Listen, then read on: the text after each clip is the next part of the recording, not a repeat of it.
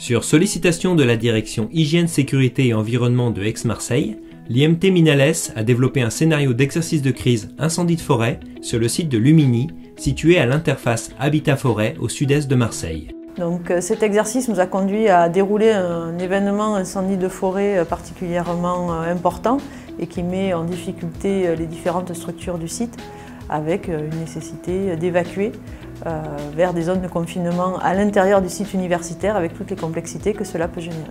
Avec jusqu'à 9000 personnes présentes sur le site, le campus de Lumini est particulièrement vulnérable face aux incendies de forêt. À ce titre, un plan particulier de mise en sécurité, PPMS, a été mis en place pour gérer ces situations d'urgence.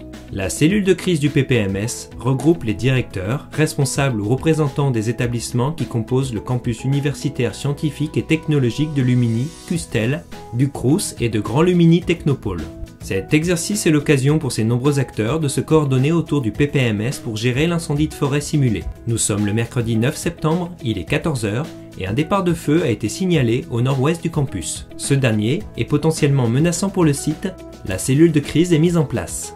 Il va s'agir pour celle-ci d'organiser sa mise en place, de recenser et mobiliser les personnels ressources, prendre les décisions que la situation impose et de communiquer en interne auprès des acteurs de terrain. Sur Lumini, on a vécu trois incendies en l'espace de 20 ans et le dernier en 2016 nous a fait comprendre que les acteurs locaux n'étaient pas du tout préparés et organisés et n'avaient pas les bonnes réflexions. Donc du coup, suite à ça, j'ai souhaité avec mon équipe qu'on revoie notre PPMS et qu'on associe les acteurs et qu'on les fasse jouer véritablement un exercice le plus réaliste possible par rapport à la configuration de ce site et ce qui pourrait être amené à vivre une prochaine fois, de manière à pouvoir s'entraîner et avoir des réflexes et surtout travailler en commun parce que c'est ce qui avait fait défaut en 2016. Il est 15 h 30, le feu a progressé et devient menaçant pour le site. Le niveau 2 du PPMS a été déclenché et les personnes sur le campus sont invitées à rejoindre les 4 lieux de regroupement identifiés. La cellule de crise va devoir s'organiser pour faire face à cette opération de regroupement tout en gérant les événements perturbateurs, présence de randonneurs sur le site, rumeurs importantes sur les réseaux sociaux, refus de se confiner et en participant au mieux à la suite des événements.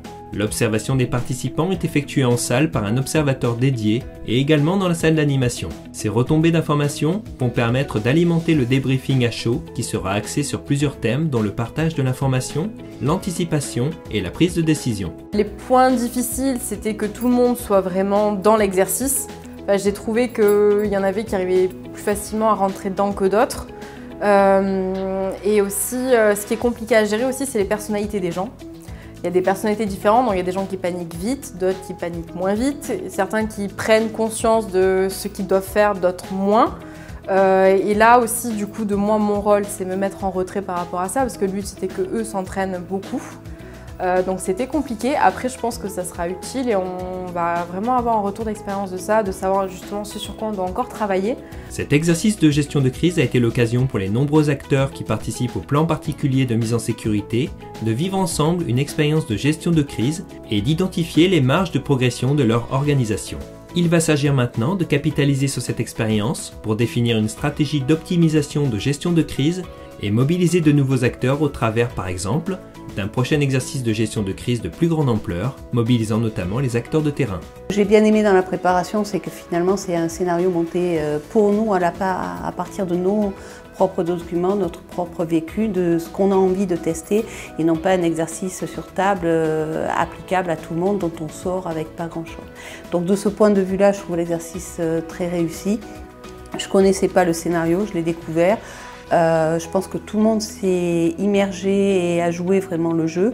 Là, à chaud de voir, je vois des gens qui ont probablement quitté le téléphone pendant 4 heures, qui ont créé du sens entre eux.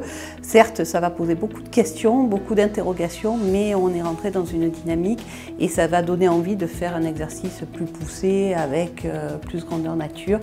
Et ça nous a probablement aussi permis de mettre les points sur les difficultés qu'on avait peut-être un petit peu sous-estimées.